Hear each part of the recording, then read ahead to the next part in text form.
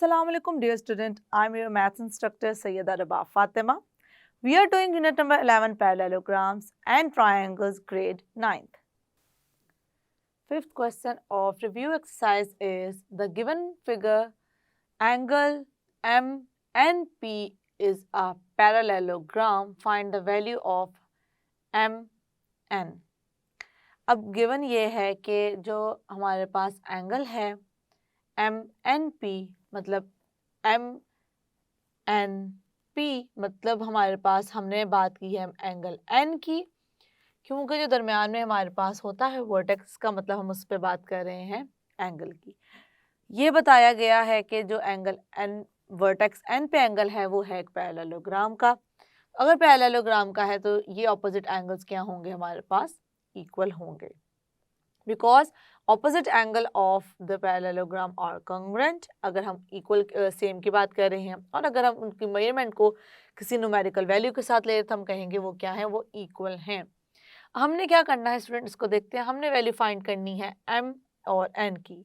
जैसे कि हम देख सकते हैं फिगर में m और n है साइड्स की लेंथ, एंगल की यहाँ पे लेंथ की बात नहीं की गई। तो अब हमने क्या करना है, अब हमने देखना है कि हम साइड्स को किस तरीके से कर सकते हैं सॉल्व। हमें ये भी पता है एंगल के साथ साथ हमें ये भी पता है कि ऑपोजिट जो साइड्स होती हैं वो भी होती हैं इक्वल। उसी कॉन्सेप्ट को यहाँ पे लेकर चलेंगे और इसको करेंगे सॉल्व। यहाँ से हम राइट कर सकते हैं 4m plus n equals to 10। इसमें कहूँगी कोई नंबर 1। रीजन मेंशन करूंगी, opposite side of a parallelogram are congruent. और अब हम यहाँ पे क्या राइट करेंगे, opposite side of parallelogram are equal. Opposite sides of parallelogram are equal, क्योंकि इक्वालिटी से आने इसलिए इक्वल, अदरवाइज हम उससे कहते हैं क्या होती हैं, कॉन्ग्रुएंट होती हैं। हमने यहाँ से इसे क्वेश्चन नंबर 1 कह दिया है।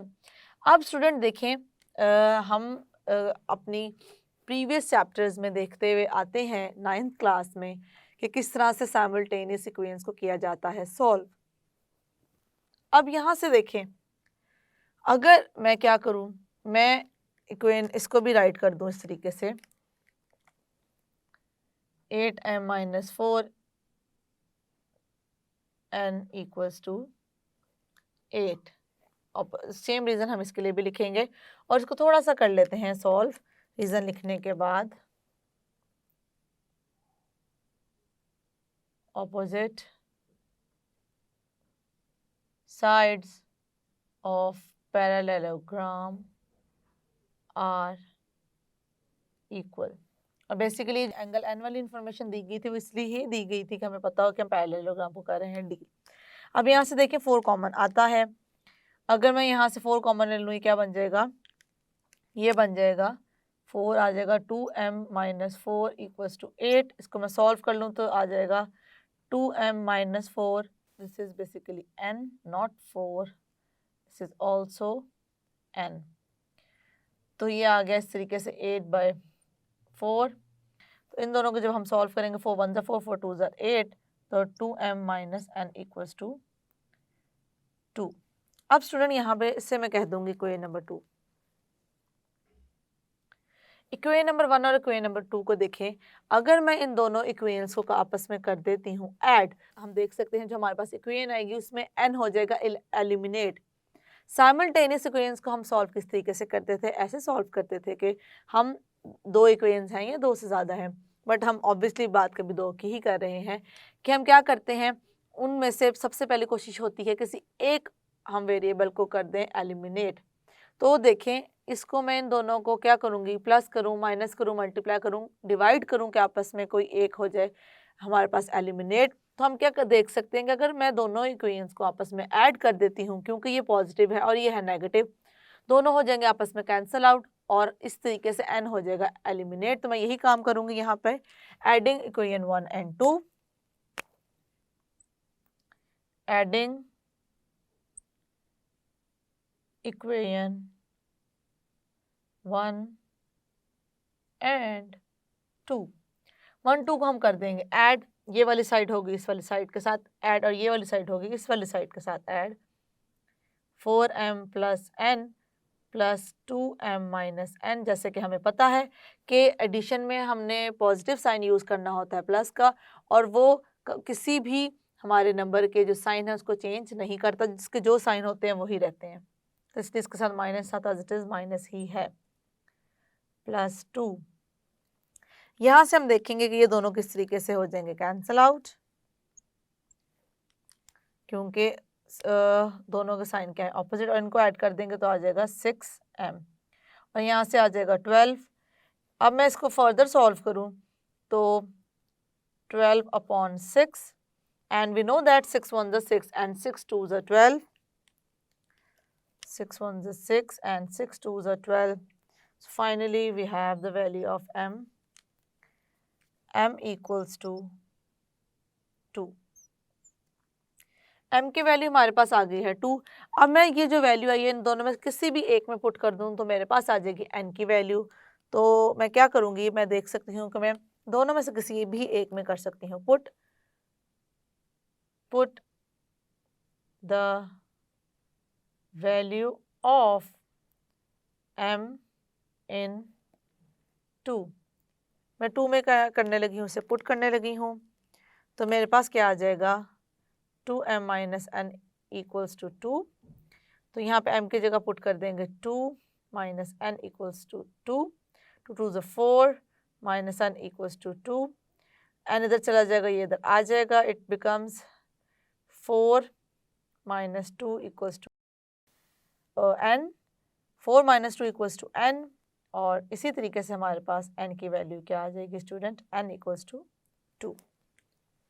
हमारे पास m की वैल्यू भी आ गई है और आ गई है n की वैल्यू भी, दोनों ही क्या है हमारे पास आंसर्स हैं, क्योंकि हमें वैल्यूज दोनों की फाइंड करने के लिए कहा गया था। अब देखते हैं क्वेश्चन नंबर 6 की तरफ। In the question 5 the sum of the opposite angles of the parallelogram is 110। इसका मतलब ये है कि 5th क्वेश्चन के ही साइड्स को डिस्कस यहाँ पे किया गया है। तो हम देखते हैं कि किस तरीके से हम इस चीज़ को लेकर चल सकते हैं। अब देखें स्टूडेंट, हमें इस पैरेललोग्राम में अब एंगल्स का पता है कि इन दोनों का सम क्या है 110 है। अब देखें उन्होंने किस तरीके से इसको मेंशन किया है, इसी क्वेश्चन को ही यहाँ पे किया है रिकॉल, और कहा है कि बाकी इन दोनों एंगल्स को करना है यहाँ पर फाइंड। तो क्या करेंगे, हमें बेसिकली क्या करना है, ये एंगल और ये एंगल करना है फाइंड। तो हम किस तरीके से इस एंगल को फाइंड करेंगे, तो यहाँ पे देखें स्टूडेंट, हम जब एंगल L और एंगल M को करेंगे प्लस, वो किसके इक्वल होगा 180 डिग्री के। क्यों, अगर एक स्ट्रेट लाइन है और उसके हमारे पास 2 पॉइंट्स पे हम एंगल देखें तो उनको ऐड करें तो वो किसके इक्वल होते हैं, 180 डिग्री के ही इक्वल होते हैं। तो इस कॉन्सेप्ट को हम यहाँ पे करेंगे यूज और करेंगे इसकी value find. Angle L plus angle M equals to 180 degree. तो हमें पता है कि L पे एंगल क्या बन रहा है 55 degree, plus major angle M equals to 180। अब यहाँ पे 55 वहाँ जा क्या हो जाएगा 180 माइनस 55। तो हम इसको कर लेंगे solve. 10 minus 5 5, 7 minus 5 2 and this is 1। So M पे जो हमारे पास एंगल है वो क्या है 125।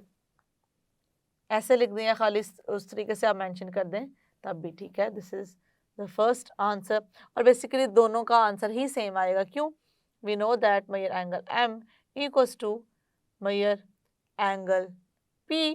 दोनों एंगल्स क्या हैं, सेम है। रीजन क्या लिखेंगे, ऑपोजिट एंगल्स,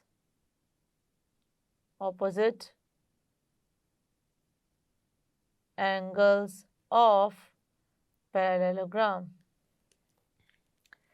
अब यहाँ से हम फिर कहते हैं कि हमारे पास मेजर एंगल P क्या आ गया है, वो आ गया 125। That's it, we have done with the both questions, question number 5 and question number 6. Review exercise question number 1 is, we have to fill the blanks with the appropriate words.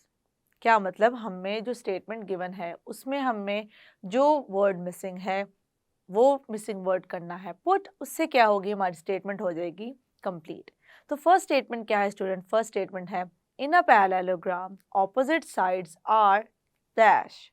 तो opposite side क्या होती हैं, हमने पढ़ा भी है, समझा भी है और इसको किया है अप्लाई भी। पैरेललोग्राम की ऑपोजिट साइड्स होती हैं पैरेलल एंड कॉन्करेंट। तो हम यहाँ पे जिस फिल करेंगे स्टेटमेंट को किससे करेंगे, पैरेलल भी होती हैं और वो क्या होती हैं, कॉन्ग्रुएंट भी होती हैं, तो हम इन दोनों को कर देंगे mention. So opposite side of a parallelogram are parallel and congruent.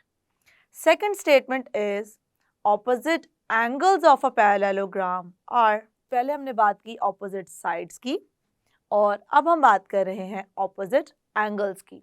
हमें पता है पैरेललोग्राम के कितने एंगल्स बन रहे होते हैं, पैरेललोग्राम में बन रहे होते हैं 4 एंगल्स, क्योंकि ये है एक 4 sided figure.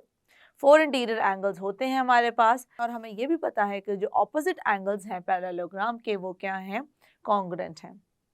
So opposite angles of parallelogram are congruent.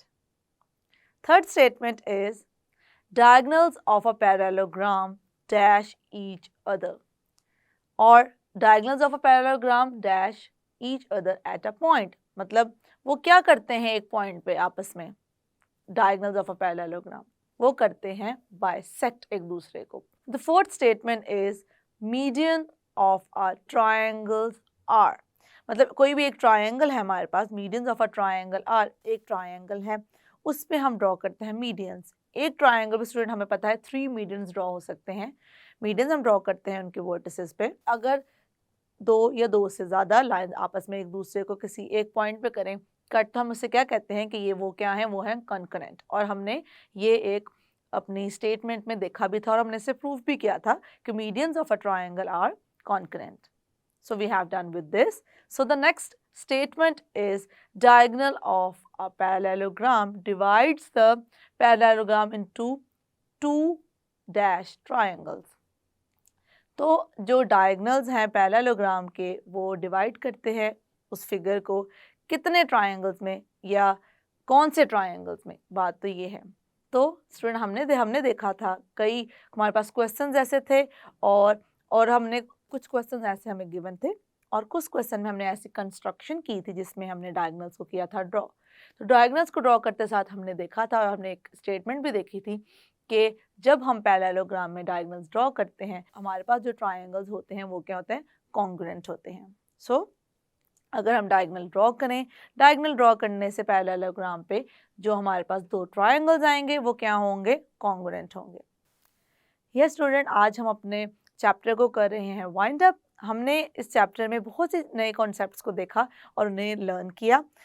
उससे लास्ट चैप्टर में हमने बात की थी ट्रायंगल्स के बारे में और काफ़ी रिजल्ट्स उसके बारे में हमने अंडरस्टैंड किए थे। इस चैप्टर में हमने ट्रायंगल्स के वो कॉन्सेप्ट को यहाँ पे यूज़ भी किया और पैरेललोग्राम से रेलिवेंट काफ़ी चीज़ें सीखी और हमने जो स्टेटमेंट्स को फिलअप किया अप्रोप्रिएट वर्ड्स के साथ, उससे भी हमारे काफ़ी जो हमारे कॉन्सेप्ट्स थे वो रिकॉल हुए और कुछ स्टेटमेंट और कुछ रिजल्ट्स थे जिनके थ्रू हमने उनको किया था fill up. So see you in the next lecture. Allah हाफिज़।